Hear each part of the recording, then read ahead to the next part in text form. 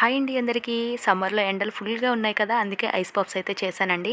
ఇవి ఇంట్లోనే ఓరియో బిస్కెట్స్‌తో అయితే చేశాను. దీనికోసం 2 ఓరియో బిస్కెట్ ప్యాకెట్‌లనైతే తీసుకున్నాను. చిన్నవి రూ. 10 ప్యాకెట్స్ అయితే తీసుకున్నాను. దాంట్లో నుంచి ఓరియో బిస్కెట్స్‌ని అయితే తీసుకొని మిక్సీ జార్‌లో అయితే వేసుకోవాలి చూపిస్తున్న విధంగా. ఇలా మిక్సీ జార్‌లో వేసుకున్న తర్వాత దీంట్లోనే ఆల్రెడీ షుగర్ ఉంటుంది కాబట్టి దీనికి ఎంత కావాలో షుగర్ అంత చూసుకోండి. ఇక్కడ నాకైతే ఒక పావు కప్పు వరకు అయితే షుగర్ పట్టింది. నేను ఒక గ్లాస్ వరకు పాలైతే వేసుకుంటున్నాను. పాలు వేసుకున్న తర్వాత మెత్తగా బ్లెండ్ అయితే చేసుకోవాలి. ఆ తర్వాత ఐస్ పాప్స్ వేసుకునేది. ఇవి మనకి మార్కెట్లో అవైలబుల్గా ఉంటాయి కదా!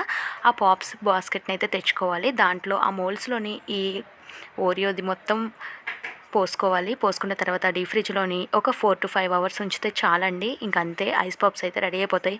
మధ్యాహ్నం టైంలో ఎండగా ఉన్నప్పుడు తీసుకొని తింటే ఎంత చల్లగా ఉంటుందో కదా! డైలీ ఐస్ క్రీమ్ కొనుక్కొని తినాలి అంటే తినలేం కదా!